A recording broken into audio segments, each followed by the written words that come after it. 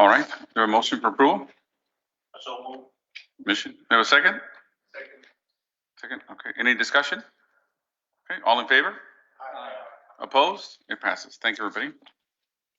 Yes, sir. Item 2.2, discussion and possible action of amendment of targets of roadway system performance targets to include resolution 2021 and 2021-09. Miguel will give us an update on this for consideration. Hey, yes, good afternoon, policy board members. This is just a correction to a previously approved resolution 2020-04 on PM2, PM3 performance targets. It's just a small correction on numbers 4, 5, and 6.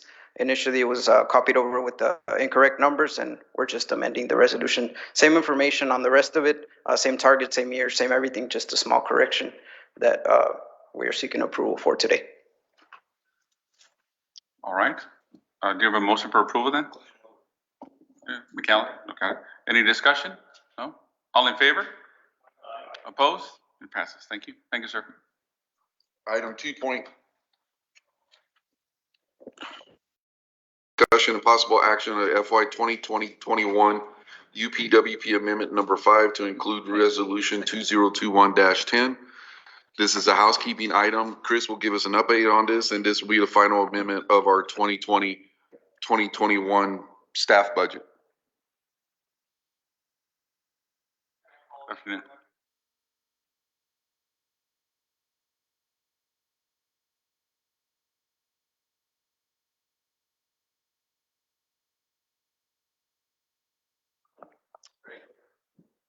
The 2020 to 2021 UPWP Amendment Number 5 is a proposal to move $100,000 from Task 2 in the budget to Task 4.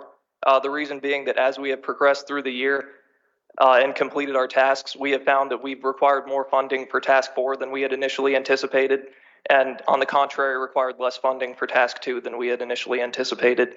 So in order to more accurately reflect this, we are proposing this amendment to the budget. Any questions? Does anybody have any questions? No? Action item? Yes, sir, please. Okay, so a motion for approval, please? So we'll come to it. Second? Second. Any discussion? All in favor? Aye. Opposed? Thank you. Thank you, sir. Thank you. Chris will also be presenting again, Mayor, for discussion and possible action on the FY 22-23 UPWP, which is Resolution 2021-11. This is the staff budget for the upcoming 2 fiscal years. Chris?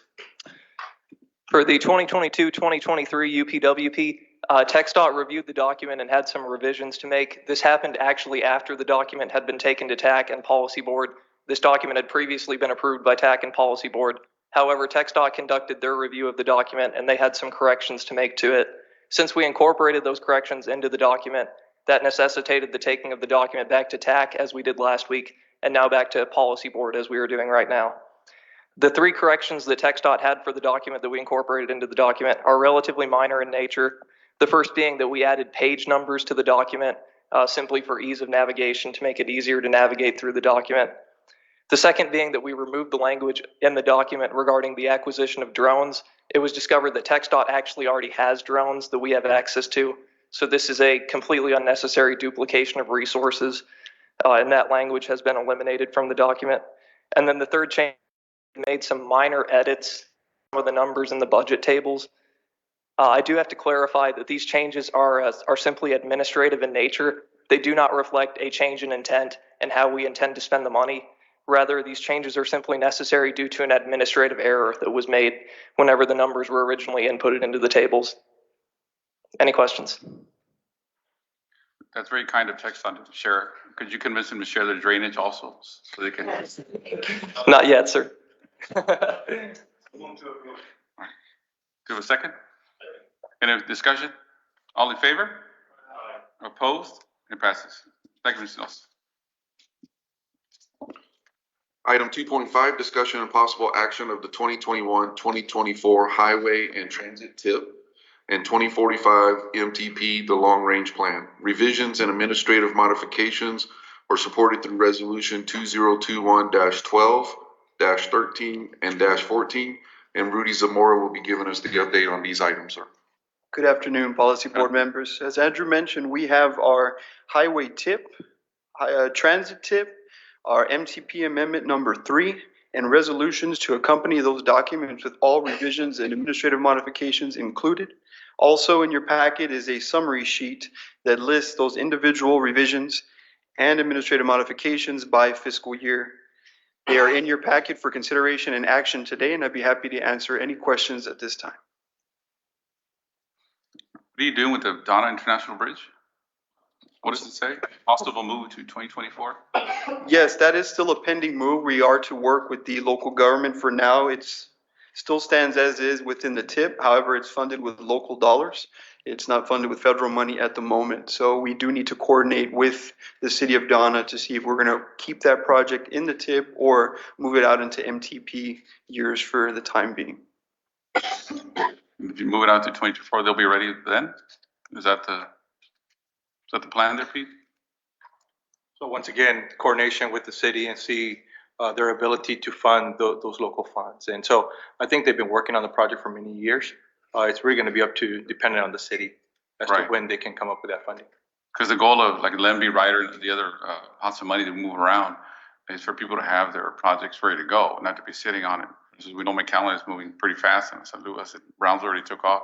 So that's an important point we made, even with Donna, even when we were discussing the Hidalgo County MPO meeting, right? That is exactly right. That's why the funds for Rider 11B and CBI, for that matter, were put on projects that are going to be delivered soon.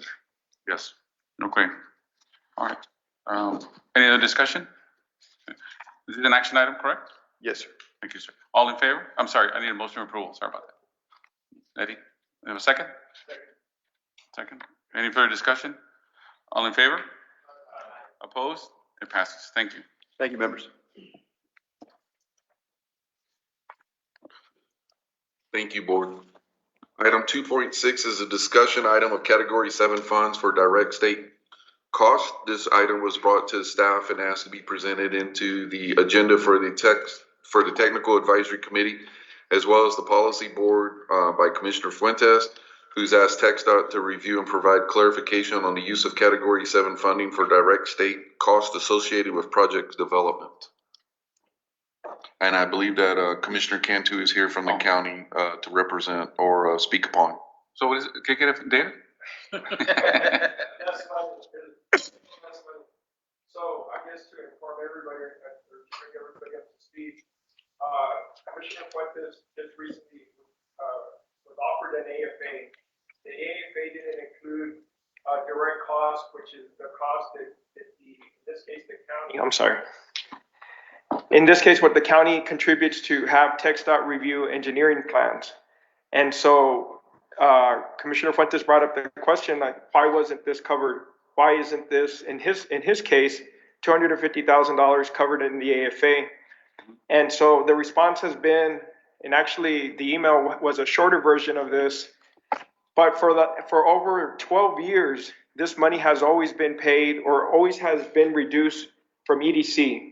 And so instead of paying 100% of this money, the county or the entity, City of Mission, City for any other entity pays 2% of this fee. So what TxDOT is saying now is that they're not going to cover these expenses. And so the first one that's going to get hit with it is Commissioner Fuentes on, I believe it's Mile 6 project. And so we kind of want to have clarification. Why has it been covered before? And why is it the opinion of potentially one person at TxDOT, whether they're an attorney or a staff, why are they now pulling this from covered in the AFA? And so that's kind of the conversation what we wanted to have today. So historically, it's always been covered. Has always been covered. And so I guess, Pete, is this a TxDOT policy or a new? What's happening here? Since you set precedents already, not you personally, but the organization and paying for it. Yes, Mayor. So the Texas Administrative Code is very clear. That's what's shown up there. And it talks about that minimum percentage participation and what have you. The fact that previous AFAs that had been pushed through, it wasn't an issue. About a year and a half ago, the beginning of FY 2020, the finance division of TxDOT went back, the attorneys looked at this and discovered that, in fact, we were in error. We should have never been paying for it to begin with. So for approximately 18, a little over 18 months now, any new AFAs, this is the first one perhaps with Commissioner Fuentes, but there's other AFAs that have been executed over the last basically 2 fiscal years. We've been doing exactly what the Texas Administrative Code is saying, and that is the local government paying for these fees. But you just said, you started off the comment by saying that this thing is so clear, yet for the past 12 to more years, I guess it hasn't been clear to TxDOT and that this was covered in AFAs. And so for everybody to know, this hasn't been amended. This is the same rule that we've had in place for over a decade. And so to say that it's clear and to say that, it's simple reading this is I don't think that's going to be sufficient, because how is it that it's been read differently for so many years? Is this a local call that you make, or is this something coming out of Austin? And This if is so, an administrative issue. right, if the TxDOT Commission or whoever's doing it, do you have it in writing that they notified us that it was an error, they no longer will be covering this? The Finance Division has correspondence with our local office regarding this. That's correct. And with David Fuentes as well? I'm not sure if that information has been provided to Commissioner Fuentes. For sure it's been provided to his consultant, but the only thing that I've seen, Pete, is a highlight of one sentence in the code, not even an interpretation of how before it qualified and now it doesn't. And why would somebody even look into this if it's never been an issue before? As we know, this type of engineering is still being covered. The consultant that does the CEI, that is still being covered for us at a 98%. The type of engineering provided by TxDOT is the same type of engineering. And that's always been the reason that this has been covered. Who asked for anybody to review this, and now it's affecting the locals? And as we know, in previous meetings and in future meetings, when another discussion comes up, it seems like the locals keep getting additional responsibilities, and they're all financial responsibilities. So I only want to concentrate on this one for this meeting, but it's like, 250,000 at some point. I mean, it's going to be harder and harder for us as locals to develop projects. And without the locals, I understand you guys, do what you all do on non-system roads, but you need the locals, and we can't continue to have 250,000 and $1 million. I mean, where do we get the money? We're not TxDOT, And so what do we do about this one? So again, the fact that previous AFAs had allowed it and it was not caught then, basically provided that opportunity for the local governments to take advantage of this. In response to the commissioner's questions, was there an email, was there an order, was there an advisory opinion that said the TxDOT is no longer going to be interpreting this statute in the same way that it's been interpreted for the last, 10, 15 years with regards to the AFAs? I mean, I understand that you're pointing out the specific language, and now you read it differently, but there had to have been some kind of mandate in writing through TxDOT to the local offices, to then give to the local government saying this is no longer going to be the case. So we at TxDOT, there's 25 districts. We have AFAs basically with all districts. We in the Valley are one that has been historically ranked anywhere between 2 to 6 as far as the number of AFAs. We work very closely with Contract Administration Division in Austin and the Finance Division. These are standard agreements where the various information is broken down. Now, the percentage of what it costs for the TxDOT review, and I just want to clarify, the engineering is engineering, construction engineering, what have you, that is being performed by the local government and or their consultants. And then this engineering, that direct cost, is TxDOT staff reviewing that information. So it's a little different. But regardless, these AFAs are standard AFAs that are being utilized statewide. When the Finance Division and Contract Administration Division looked at this, they pointed this out. It's like, wait, it has been done incorrectly in the past. We need to fix this, and they will no longer approve this percentage to be covered by TxDOT, basically. So the answer to my question would be that you, the local office received clarification saying that you or our local office was doing it wrong and we were doing it wrong. Is that what you're telling us? We asked for clarification. Why did you ask for clarification? Because the questions were coming from the local governments. Why are they having to cover this? So we kicked it up to make sure Okay. Again, at some point there was a change in how TxDOT was handling the AFAs with the local government, right? Yes. Okay. So Let me answer your question. well, thank you, Commissioner. So it's my understanding that there was not a notice ahead of time. And Pete, this isn't me against you, right? Right. You're with us, right? And so we need help in Austin. So this isn't me against you. But there was no email. The AFA came without it. Our consultants saw that it didn't have that included. So that's when the questions and conversation began. Okay. The response from Austin was a highlight. It wasn't even an opinion form. It was, look, it's crystal clear. Yet if it's so crystal clear, why wasn't it done different? Why was it done differently before? So then, before that Commissioner Fuentes and the consultant noticed that change, that you, the TxDOT locally, made that in the AFA. My question is, did you receive something from TxDOT statewide that said you guys are doing it wrong and you now need to follow the state the way the rest of the state does it? So, and again, I'm not pointing fingers.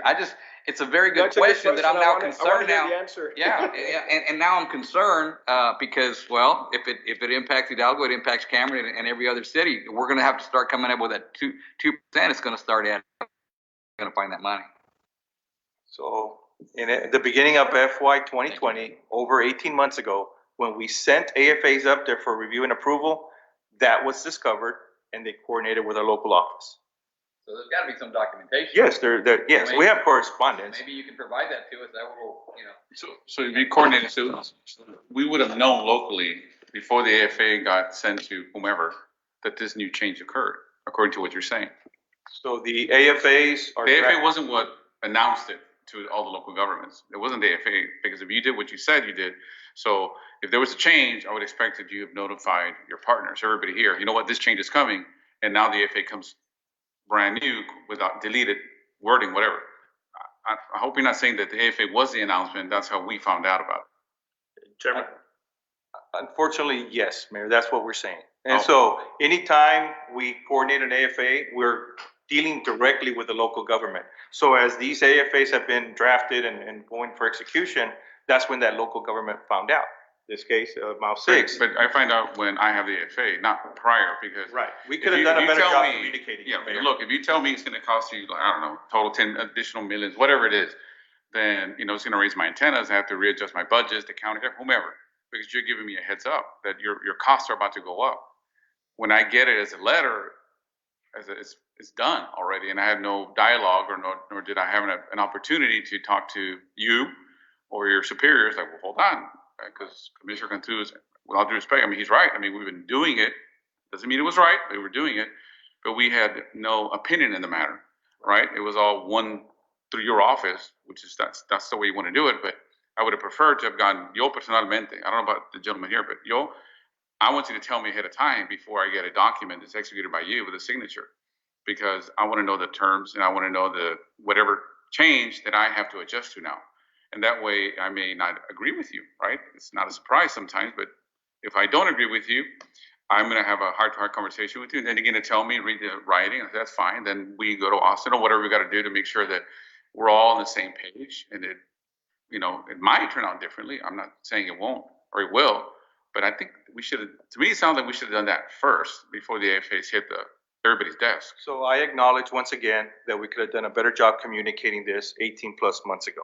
What we have been doing is, before an AFA is executed, a draft AFA is sent to the local government. Any questions they have, we coordinate and we try to explain anything and everything in that AFA. In fact, that's what happened here when the consultant said, hey, wait a minute, what happened? And so we tried to explain. So we've been coordinating individually. Perhaps I acknowledge we should have done a better job and let everybody know, by the way, this new process is in place 2 years ago so that everybody was fully aware beforehand. Expense anywhere in the state? No. We're the only ones. Let me clarify that. So I was gonna ask that question maybe in a different way. Were we the only one getting participation on this? I'm gonna defer to Melbar Planning. Well, Engineer. we could call it Hidalgo County MPO. Yeah, there are several people going that problem. And it's been changed for everybody. But my question to them in Austin would have been, why? Who asked? Kind of like in legislative history, right? When you pass a bill or you do anything, there's reasons. There's a conversation that starts. Why did this conversation start? I mean, why? Why are they going to try to take advantage of the locals and put more expense on us? I mean, planning is one thing. I understand that. Sure, we can plan. It's still going to cost us more money. What I would prefer is for y'all to fight in Austin for us not to have to pay for this, right? Especially because we qualify for EDC, right? Not all the other counties qualify for EDC, so we're at a bigger advantage, and we've benefited more than anybody else from this. So I don't even want to accept that they all of a sudden decided to read this rule and read it differently. I want them to understand why was it read differently 12 years ago or 15 years ago, and I want them to go back to that mentality. That's what I want. So, I mean, Chairman, let's make an effort at that point. I want to ask if it's possible, what is it that we need to go back to 18 years from now? You know, what do we have to do? I mean, obviously, they didn't have to change the policy. They didn't have to go to the legislators. You know, they had an interpreter, maybe a legal interpreter. You know, as far as the percentage, minimum percentage, now it's 0%. You know, because we're paying 100%. Yes. You know, so now TxDOT has to look at how they're going to meet that provision of the law. Right. You know, because minimum percentage is not going to be there. It's going to be 0%. Right. I understand. You know, so how can we go? What can we take as an organization? What route can we take to go back to have back the 2%? Because I know that in Mission it's going to drastically impact the next 10 projects that we have that projected for the next year. So I have to go back and redo a lot of planning, a lot of budgeted movements, and so forth, and maybe even cut projects. And that's not what we're about in the metropolitan planning organization. Yeah. Well, my understanding, what I'm seeing, is the language never changed, right? That's correct. Right. So either you hired a new law firm, right, to interpret it differently. Yeah. That's usually the case, right? And or somebody prompted this to be seen by people who weren't paying attention, whether it's right or wrong, but they weren't. But somebody did it. And at the end of the day, they took action. I understand. But to answer your question, we would have to go talk to the superiors, right? Because he can't make that decision. That's not up to him. And talk to him and try to reason with him. Would in the next meeting an action item to send a letter from the chairman?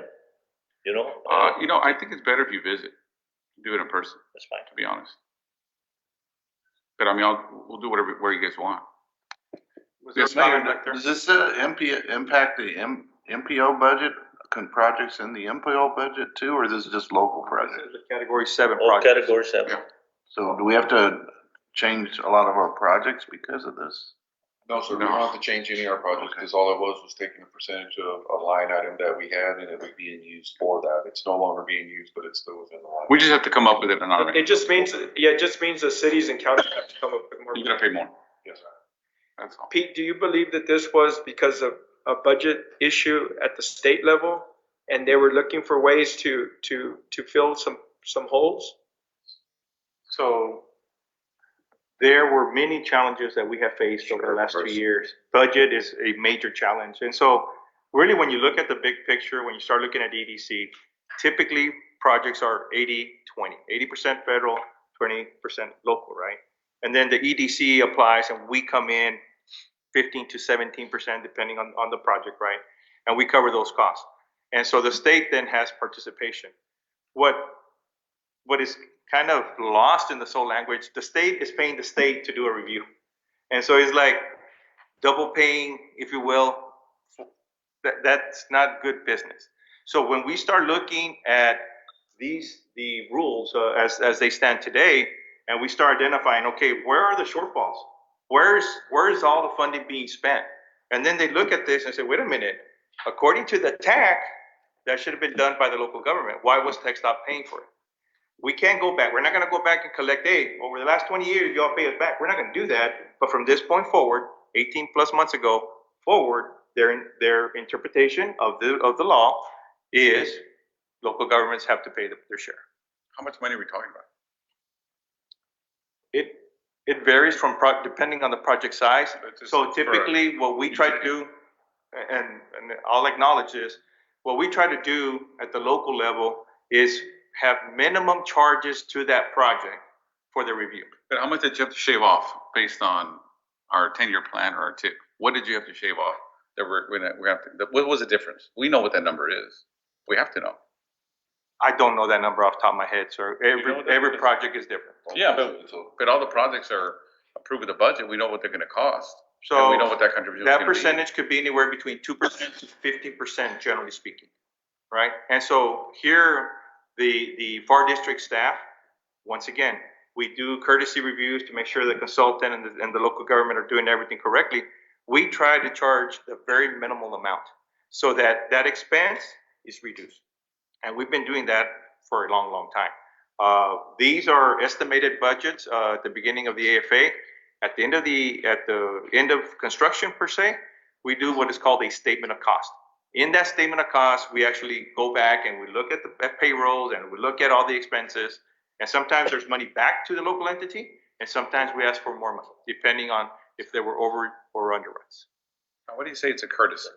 So we don't need you? We don't have to use you then to do our projects? You said it's a courtesy that you do for us. Earlier, you made that statement. Yeah, well, we could also not have that courtesy and charge 15, 20% and spend hours and hours and hours reviewing your stuff, and then the local government will be responsible to pay. So we're lowering that cost for the local government. But it's a requirement that we use you Yes. to do our projects. Yes, I mean, federal dollars come through the state to the MPO. Got it. Now, to answer your question, Commissioner, I don't know what project prompted that they go back and check this. I don't know the answer to that question. Well, I think it was because of the budget issue. I mean, just based on what you're saying. Yeah, it started. And there was a budget issue 2 years ago, pre-COVID. I thought COVID was the budget issue. No, we've been looking at these numbers for a long time, and the FHWA really starts with FHWA, Federal Highway Administration, forcing us to be fiscally constrained. For many, many years, you all may recall, we were operating on we'll do it later, we'll worry about it later, go, continue to build projects or design schematics, environmentals for projects that are 15, 20 years down the line. Now, FHWA is requiring us to be fiscally constrained. And so we had to look at the budgets very, very clearly, and we started that process 3 to 4 years ago. Anybody else? Any other comments? Yes, sir. Yes, Mayor, thank you. Real quick, Pete, do you know how many, in the past 18 years, how many jurisdictions have not continued with the project because of it? I know of one that decided not to go forward with the project because of those direct costs. We're affected. We currently have a project that we had to, unfortunately, put that funding to the jurisdictions that we're servicing. Right. Those direct costs. Now, what do those direct costs cover with their fee? So there's two-part question. The first question, in our general region, I only know of that one project that you're referring to. What are those costs as far as the TxDOT cost of review? What is the direct cost paid for? What is the review of the documentation that's being provided to us by the local government and their consultants? Okay. We here in the Valley have many AFAs. I did want to bring up one point when it comes to the Texas Administrative Code. Some of you may be aware there was an effort made by the House of Representatives, a bill that was filed to basically eliminate the cost participation for communities. I want to say it's 5,000 or less in population. That bill passed the House, but it did not pass at the Senate. So that bill did not pass legislation. So there was an effort already made legislative-wise to eliminate, especially those smaller communities that may not have the financial resources to pay for some of these things. The legislation was to to continue getting the direct costs paid by the state instead of the local government? Yes, there was a cap, and basically, a community, and I'm gonna use the number 5,000 population or less, the state would be required by law to pay for it. Right now, the way it's written, it's the local government responsibility.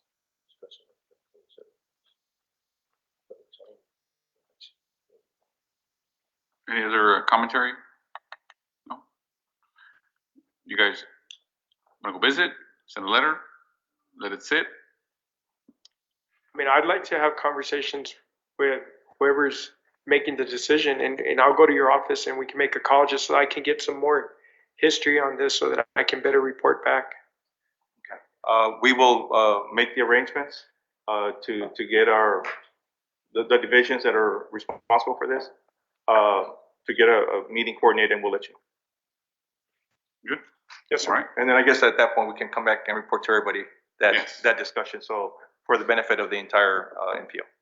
Next time you find irregularities, make sure we get money at least. Because it seems to keep Believe you me, stuff, Mayor, take stuff away. we're working behind the scenes trying to get more funding to the valley. Show me the money. 2.7? Yes, sir. 2.7 is discussion item, category 9, TASA funding update. If you recall at the last policy board, we made the policy board aware of some projects that we were fearful may lose some funding. We don't think that's the case anymore, but we certainly wanted to provide updates on a regular basis to the policy board of where we are on the TASA. And with that, Ava will be providing us an update this afternoon. Hello, good afternoon. Excuse me. As Mr. Kennan shared, the intent of this update is to inform the MPO's policymakers and transportation professionals about the program's activities to ensure transparency and improve the understanding of the investments that are being made. So really quickly, I want to go over the federal process. Just as a refresher, we're going to be programming funds in the next month. So the transportation alternative programs, basically funding has been dedicated through a series of federal transportation funding bills that began in 1991. Per legislation, urbanized areas with populations of more than 200,000 are allocated their own transportation alternative funds, and the MPO is responsible for project selection and administration in conjunction with our Department of Transportation. The federal funding has a multi-step process, apportionment, which is determined by population, programming, which is what we're set to do with the TASA program call being open right now, and then obligation of funds, which is what we were discussing last month and what will we continue to be discussing. And then reimbursement happens after the construction of the projects. And certainly federal amounts are available, may be reduced through rescissions, lapsing, and transfers. So lapsing implies that these funds can disappear though they never existed. As an update, through the Brownsville MPO and the Hidalgo County MPO, this is a chart showing how much funding has come in through different fiscal years. With that, the last projects we were discussing last month came from the Hidalgo County MPO's 2017-2018 project call, and we're happy to announce that we have made significant progress. I know the FAR Wellness Plan is on its way. We got an update yesterday from the McAllen's Vision Zero planning study. They had to postpone advertising, but we should still be able to secure the FPAA before the fiscal year ends. We just had a meeting earlier today for the Donna Sidewalk Improvements Project. They're still working on bid documents. The project is not ready for the FPAA request to be sent, but we're hoping to ensure that all of the documentation is done and complete to send that FPAA request in August.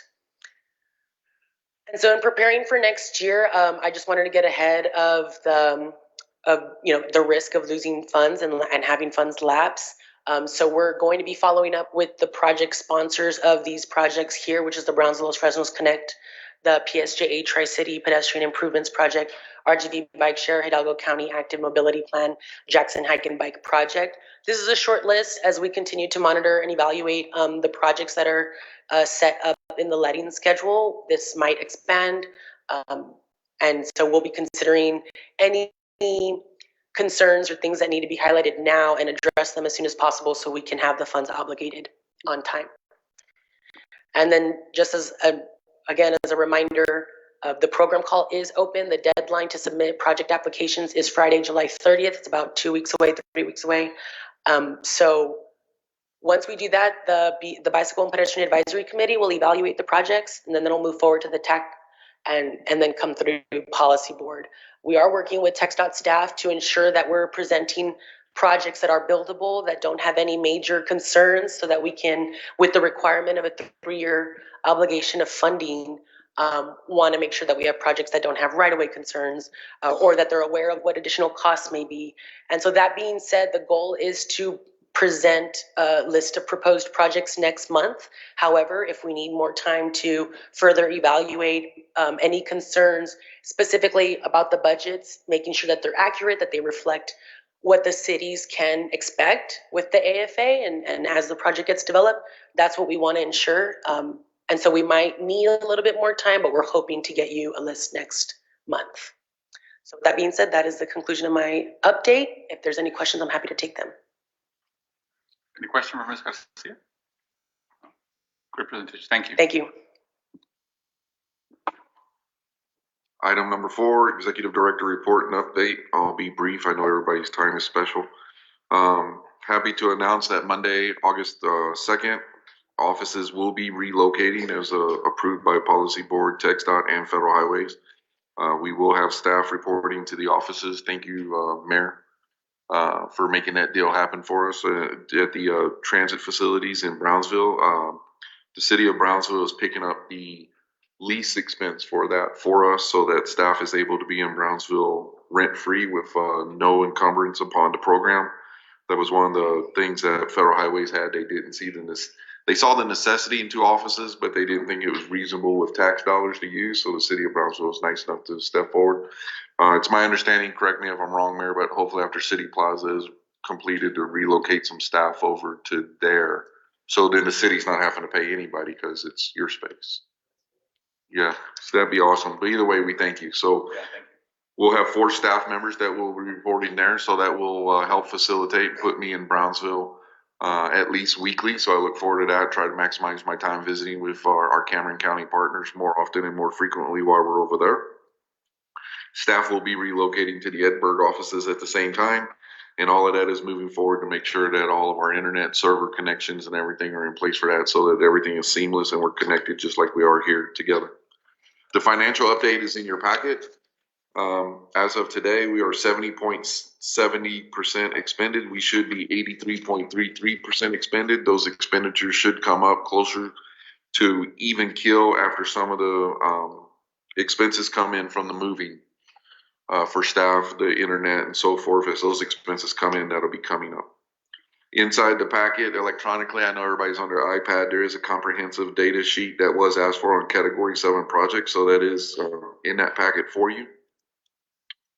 So we are working on providing that on a regular basis, and we are reviewing the UTP draft that is out now on the 10-year horizon on the budget to see where we fall on that. And we'll be working with your representatives on the Technical Advisory Committee to make some amendments and updates to anything on our budget we need to do after that is finalized and approved. Short of any questions, that's all that I have for you today on the way of updates. Thank you. My apologies. Next item, status reports. TxDOT.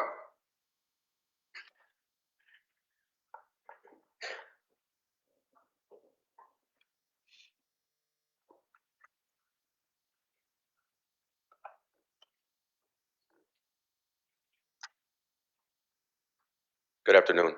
My name is Roberto Jimenez. I come from San Benito area office. I'm a project manager there, and today I will present some construction updates for a few projects in the Cameron County. Next, please. I believe this is David. Sorry, apologize about that.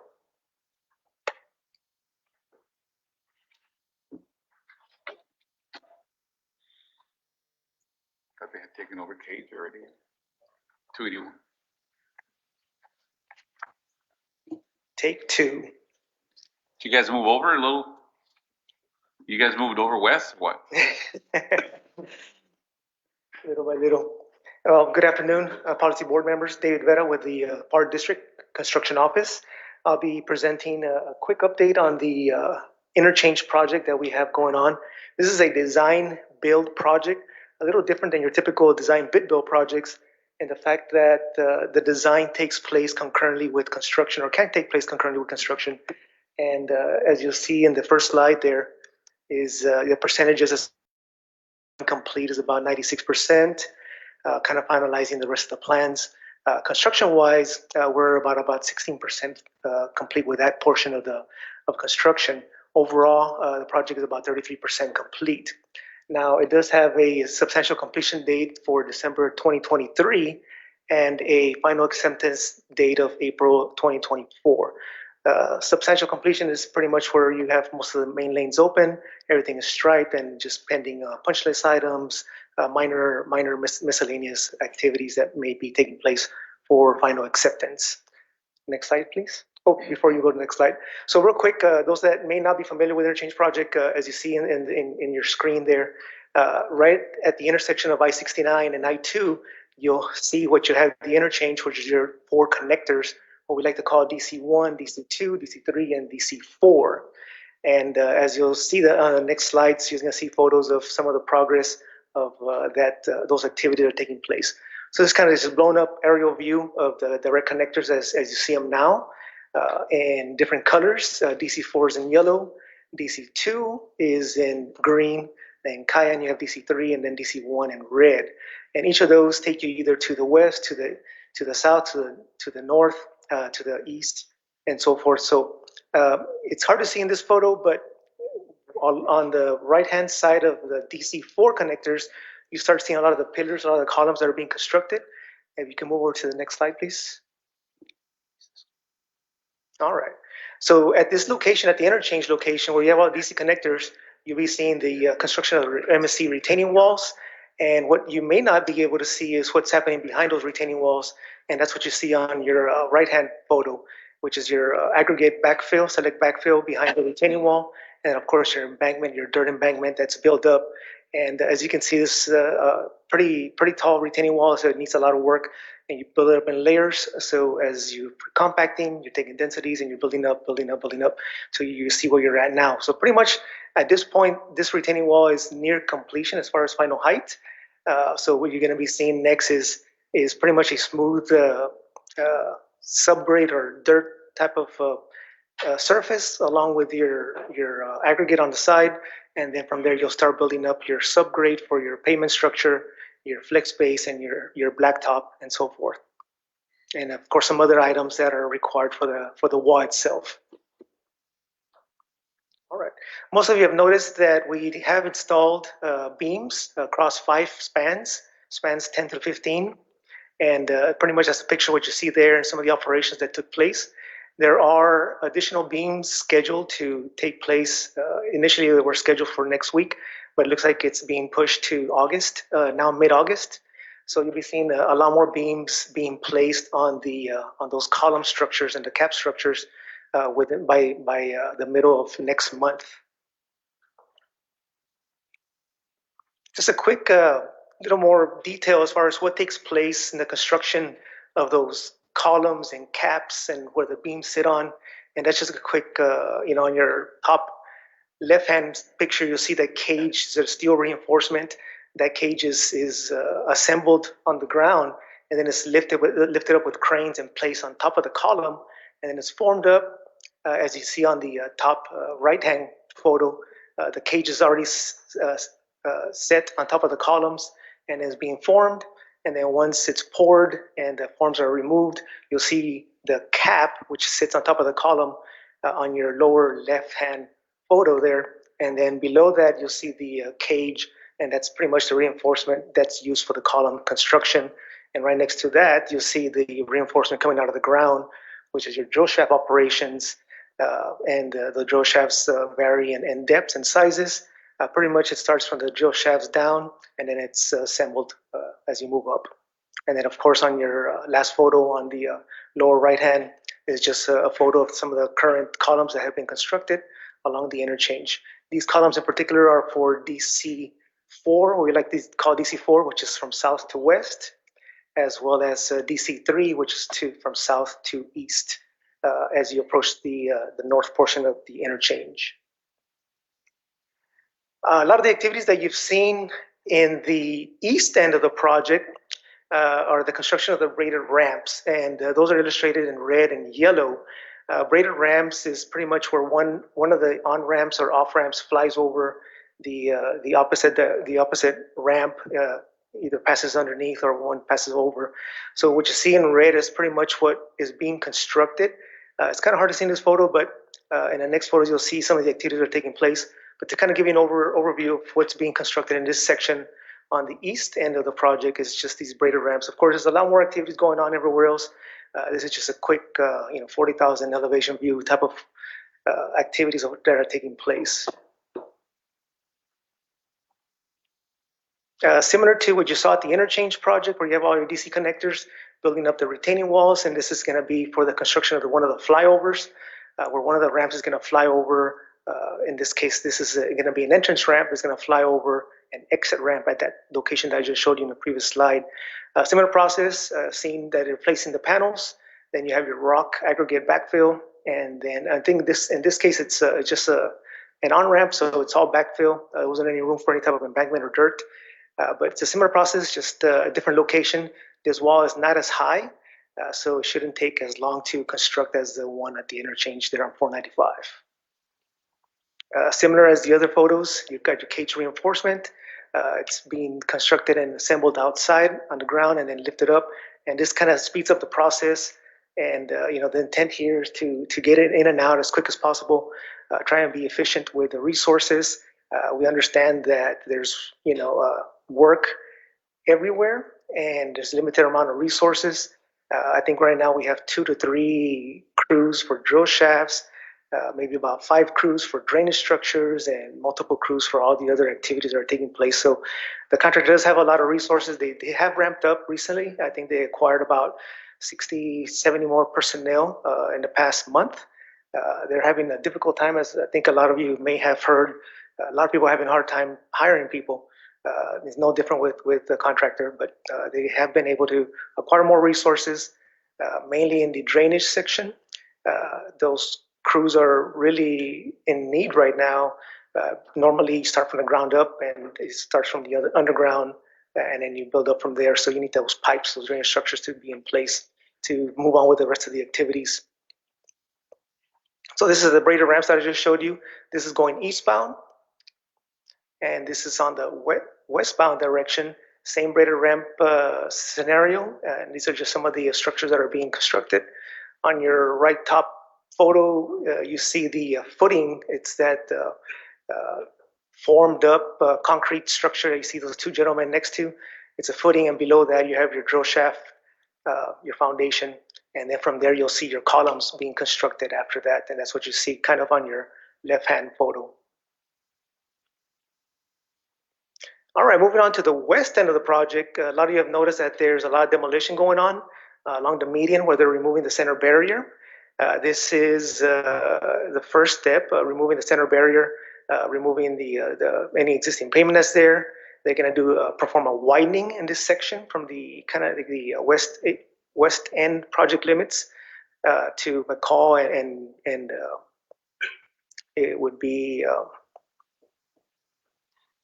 I went blank with that road. Jackson, yes, Avenue. I get it confused with Jackson Road, but Jackson Avenue and to McCall and a little further. So they're going to be working on the inside widening in this portion. What's going to happen in this phase is that the traffic is going to be shifted over to the inside lanes, and then work is going to continue on the outside lanes. And what you've seen at a lot of these intersections at Sam Houston, at McCall, they have already started with some of the windings to the outside with the drill shafts, with the columns, and that is, they're pretty much simultaneously working on different phases, trying to expedite the work as quick as possible in order to lessen the amount of impact that we may produce by the phasing of construction. A lot of these phases could have been done separately, but in efforts to kind of speed up the process, a lot of these phases are being combined where we can. It's just a matter of getting all the resources back to those locations after the first crews are done, and then second crews and so forth, as you've seen some of the process that takes place. And there's just kind of photos of the work that's taking place there, like I just mentioned, removal of the barrier. And just in case anybody's wondering, once we widen, all those illuminations and remaining red is going to be removed. They're going to be using temporary temporary lighting solutions in those areas, but those do have to be removed in order to perform the widening. So main thing here is to kind of maintain the safety and illumination throughout the project limits. As I mentioned to you, the drainage is one of the biggest activities that we have going on that need to go in first in a lot of locations. That's what you see there, just sea of pipe, RCP pipe, and then that's the pipe being installed. Normally when they're shallow and it's a smaller pipe, it goes pretty quick, but once you get to deeper depths and bigger size pipes, it takes a lot longer. But as you can see, if you've driven through the project, there's pipe everywhere.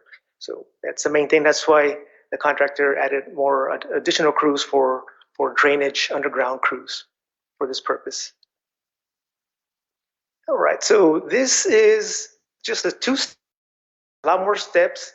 The first photo you see on top is step 1 or segment 2, phase 1, step 1.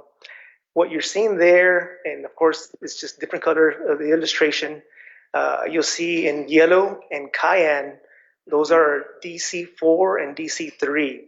That's the current step that we're in now at the interchange.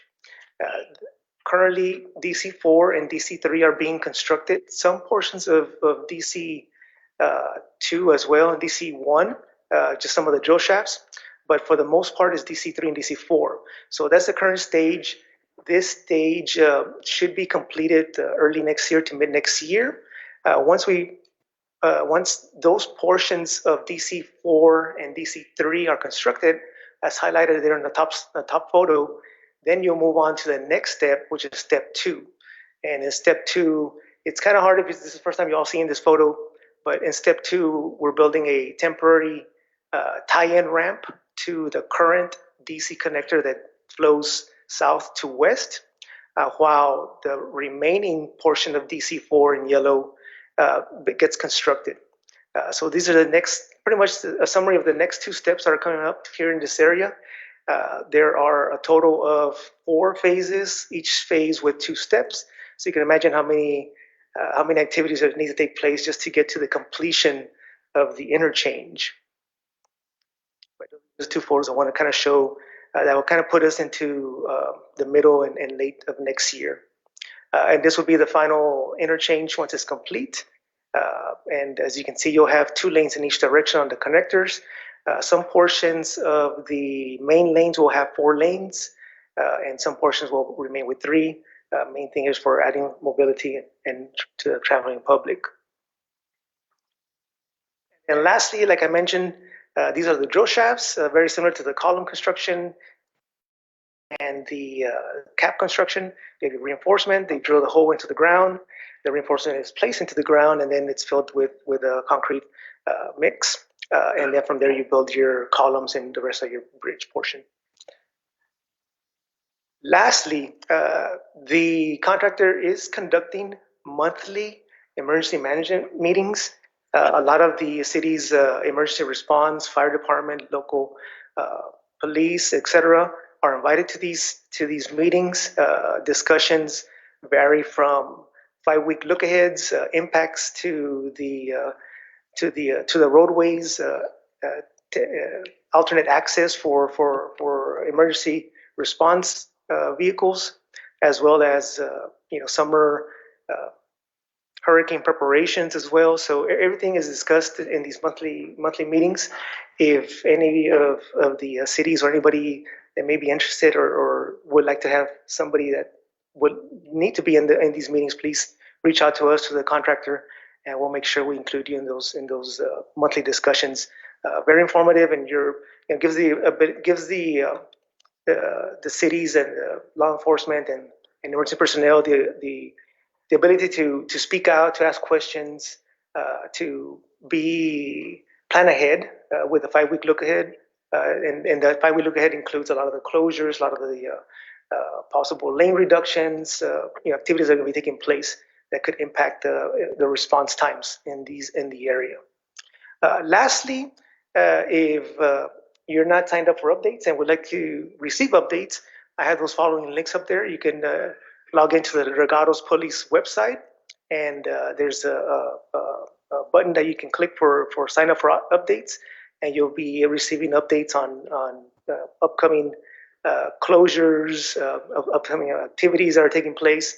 Or you can also log into a TxDOT Twitter account as well as a Facebook account where we update pretty much the same information that you would see on the Dragados website as well through the updates. And you'll receive emails to the Dragados site, and Twitter, you just log in and see if there's any updates. Yes. How long are all these ramps gonna be closed? Or through the whole project, or are you gonna start seeing them open up? It depends on what area you're looking at.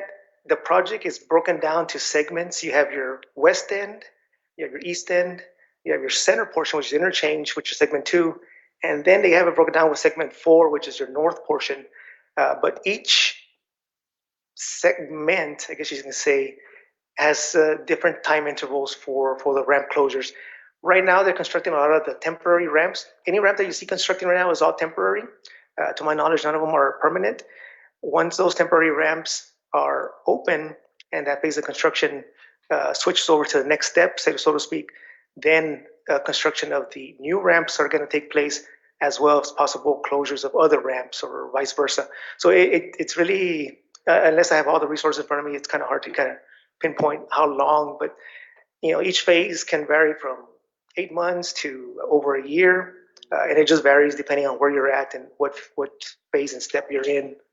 Is that on the webpage where we can see, like, because we don't know where to get off at Veterans or get off over here because he's trying to get somewhere else under the.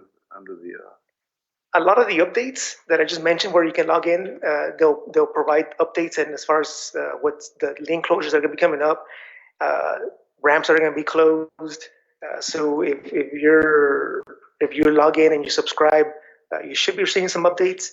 There isn't a website where, other than the when you sign up for updates, where you can log in and find out the current phasing, what's closed. Not that I know, but it is something. It is a good suggestion. Maybe we can speak to our public information officer for the Regado side and our side to see if there's anything that we can do to maybe promote that, where maybe they can log in and find out what exactly is closed, what's open, and you can kind of plan your trip accordingly. Yes. I noticed that you were pipes and so forth.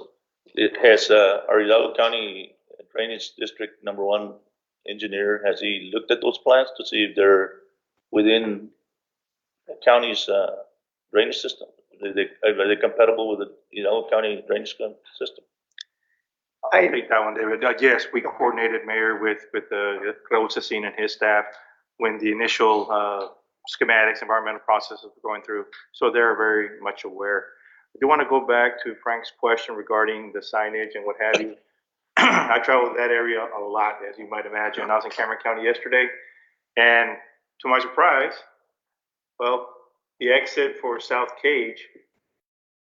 So if you read the signs, it tells you get off at Veterans and you go through. So I was just reading the signs and I got to the district office. So I would encourage the traveling public to obviously pay attention to the signs, be vigilant in what you're doing. But the signage is adequate. It's a little difficult. If you're in the trucking business, you got a big truck and you're worrying about. No, I just go to like my office on South Jackson Road. So now I get off on Veterans and go all the way to Dicker and go in that way just to avoid all the traffic. And you bring up a great point. We tell people all the time, if you have an alternative route that you can use it, because there's a lot of congestion in this area due to the construction. Thank you. Thank you, Pete. So at the onset, you called this a design construction project? Design build project. So as being designed is being constructed? As you're progressing your design, the contractor can begin construction without having the final set of plans complete. Meaning a certain portion, say your drainage or your geotech and your drill shaft operations, which in this case that's what kind of took place first. You have your drill shaft design package and your geotech package approved for construction. Then the contractor can begin constructing drill shafts and so forth and so forth. So are you aware that there's going to be another braided ramp added to this project? No other braided ramps other than what is in the scope. Oh, no, you're wrong. There is another one that will be added. Right, Pete? There's one we have agreed to. And so I just want to make sure that, because I'm looking at this and I'm very impressed with the work that you guys are doing. Don't get me wrong. But since you started the conversation, this design and it gets approved and you're constructing, I just want to make sure you're aware of that there is another beta round that will be added. That is the agreement we have reached. And I'm sure he'll inform you once he's ready. But before Commissioner Cantu asked me, because he asks me all the time, yes, there is a beta round that will occur there, so he can always eat a papados. So no misunderstandings. And Chairman, I was gonna say, since you and I know where it's at, tell everybody else where it's at. Papados? No, the braided ramp. Papados. Okay. Yes. So the agreement that we reached, and it was, and I actually, it's been over a year, right? Hasn't it, Pete? That we went 2 years? Yeah. He came to the city commission and he was very kind to express his concern for that congested area, but also the fact that TxDOT had, and not intentionally, but they didn't mean to cut out the city of FAR, but that's essentially what they did. And since we went and he invited us, Pete was nice enough to invite us to Austin to be with the leadership there to be sure we sorted this out, and had the senator and chairman of transportation there, and they laid out the exact plan you did and said that it was, we're not going to interfere with this project, but the beta ramp will be added as a separate project, so that not to mess with this one already, but it would be there that way that area doesn't get bypassed by travelers going north, south, east, or west, because it's very hard to go around, because we're going to close down the Sugar Road underpass also, remember? And so, in their wisdom, they were nice enough to say, no, we need to add a beta ramp there. So I was looking up there and wanted to make sure you knew that there's a beta ramp coming there as well. Okay.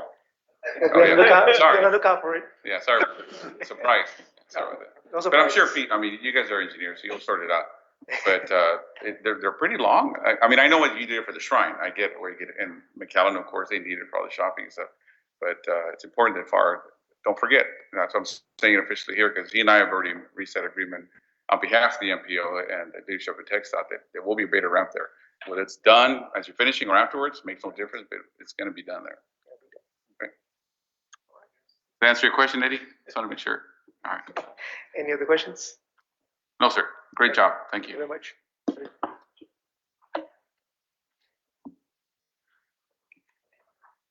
Oh, is there more update, Pete?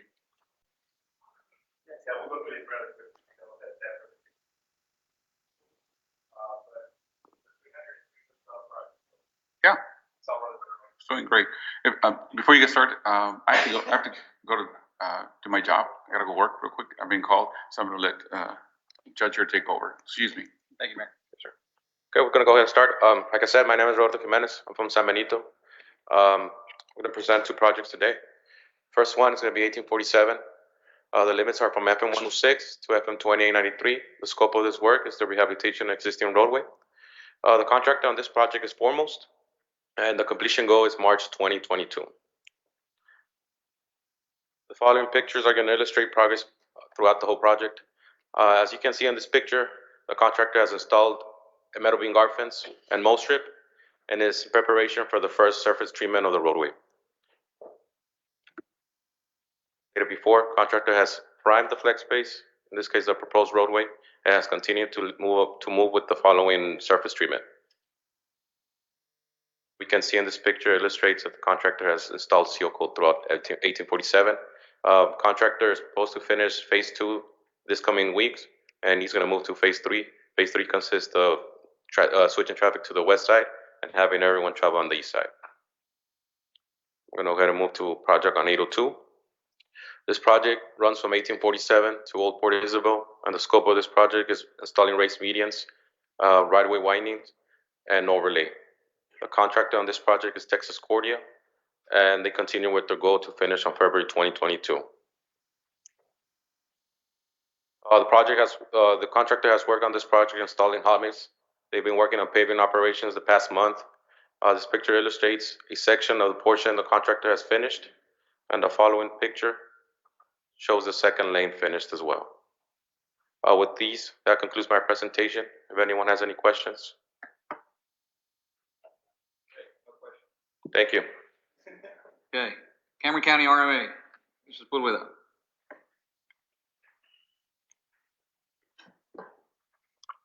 Judge and committee members, I'll go real quickly through my presentation. That's what the other guy said, Pete. Yeah, I promise. So the first project should be the Southport Connect project. We're about 60% complete in the construction. And the contractor has indicated that by the first week in December, they should be at 100% substantially complete. Next project should be the Veterans Bridge project. And we're basically just waiting an amendment on the tip for a 22 letting. Next project, Gap 2 project, got about 90% complete on the PSNE. We're coordinating with Union Pacific because we are going over the railroad lines. So we've gotten their comments and we're addressing their comments. So we should be in good shape on this project. Next project should be East Loop. We continue to work on the environmental document, coordinating with U.S. Fish and Wildlife, IBWC. On this project, more than likely, we're moving forward with local money to complete the design of the project and accelerate the project development of the project. Next slide is the West Rail Trail. Pretty much the same thing. We're should be close to 100% complete on PSNE by the end of July, early August. And then we're exploring different funding options. So in the next month or so, we should have a funding plan in place. Florida Mile Bridge, by the end of the month, we should have a complete presidential permit application ready to submit to the State Department. We've got a draft already that we're reviewing and commenting on, but by the end of the month, we should have it up at Department of State. Next slide, Morrison Road. This project pretty much on hold, working with Federal Highway District Office and RGVMPO staff on the functional classification. Next slide. Old Dallas Road. This project, we're in good shape. We PSNE pretty much by the end of the month, we should be at 100%. Right of ways in place, utilities for the most part have been relocated.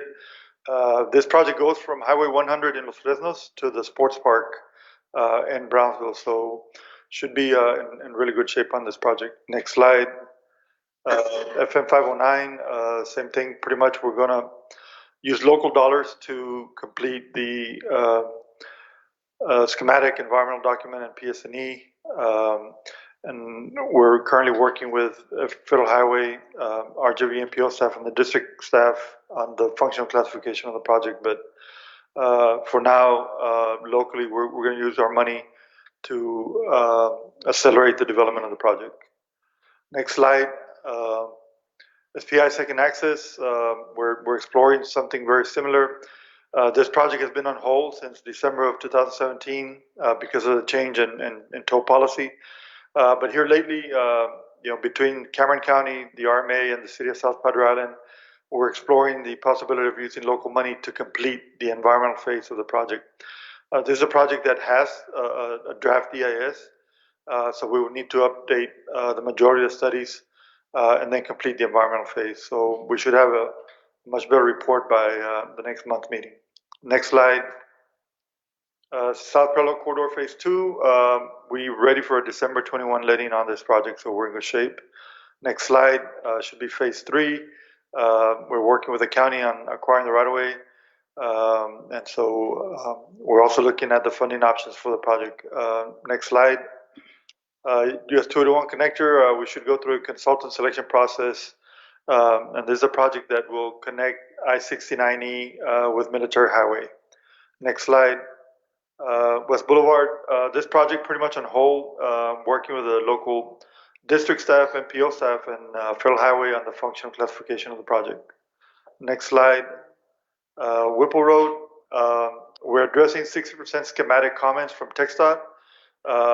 And once we do that and we have a typical section, then we can proceed on the environmental document.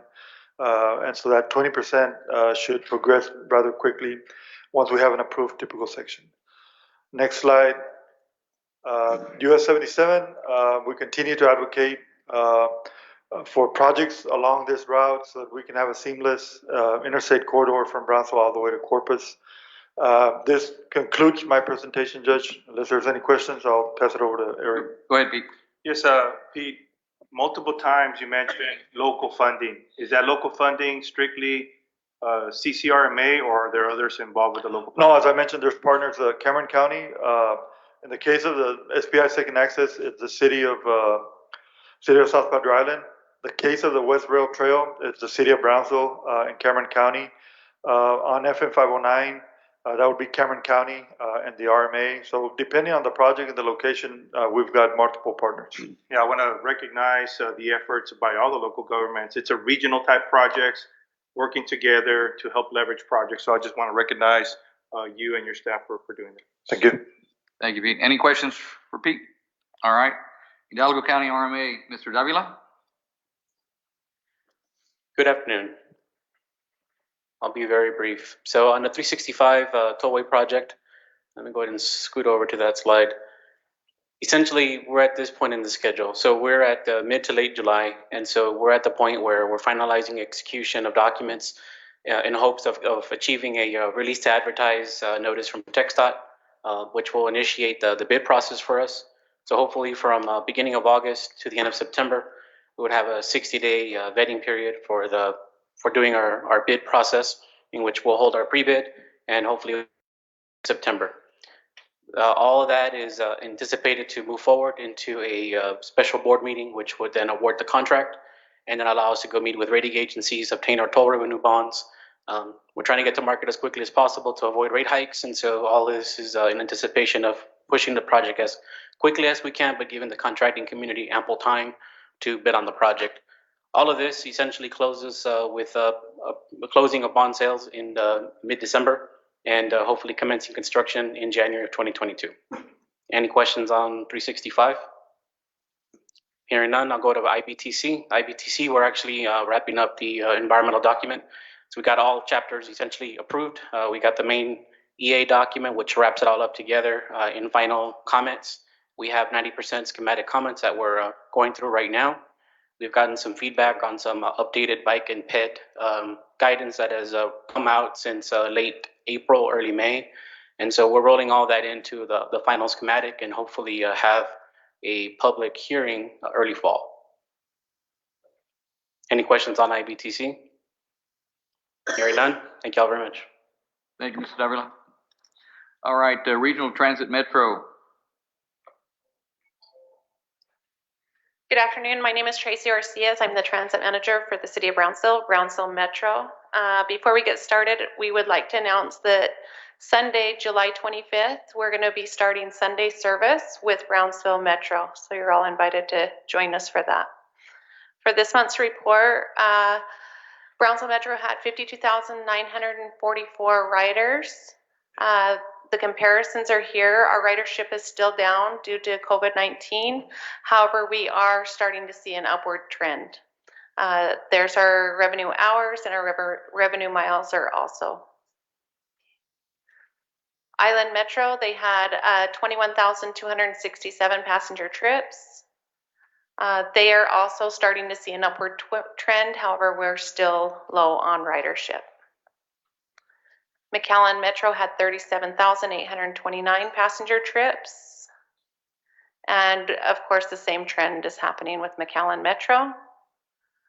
Valley Metro had 18,290 trips. And they are also seeing the same trend as all the transit agencies. Are there any questions? Overall, we have 130,330 trips throughout all the transit agencies. And as you can see from the right-hand side, we're all starting to see an upward trend. If there's no questions, I'll go ahead and finish my presentation. Any questions? Thank you. All right, item 6, all other business, old or new? Yes, sir, Chairman. If you don't mind, I have 2 items briefly. I'd like to go over one. I'd like to do a formal welcome to Mayor Villalobos for being part of the RGVMPO family. Thank you for coming out today, Mayor. We look forward to working with you. Anything staff we can do to help you facilitate and prepare for meetings, please let us know. I do appreciate it, and hopefully next time I'll be a little more active. It's my first time, so there's stuff I still don't know. Not active is good sometimes.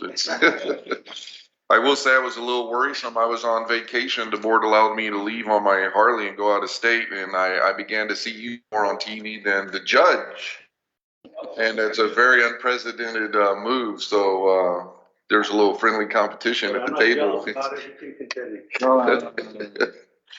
The second item, Chairman, if you will, something that came about and we need to get a board approval is AMPO, the National Association of MPOs, is now going to be moving back to in-person meetings. We're glad to see that happening after the last 2 years on hiatus. And we have a national conference coming up in Scottsdale, Arizona, October 4th to October 8th. Part of our policies requires that we get board approval for staff to travel out of state before seeking approval from TxDOT. The estimated cost is there on the screen for you. It's approximately $2,100 per individual. And right now it looks like there would be about 2 of us going to Scottsdale if approved by the policy committee. So if the policy board would be willing to, we're just asking for an action on this to approve if that's the will of the policy board. All right. Any questions or comments? Motion by Mr. Parker, by Mayor Villalobos. All in favor? Aye. All opposed?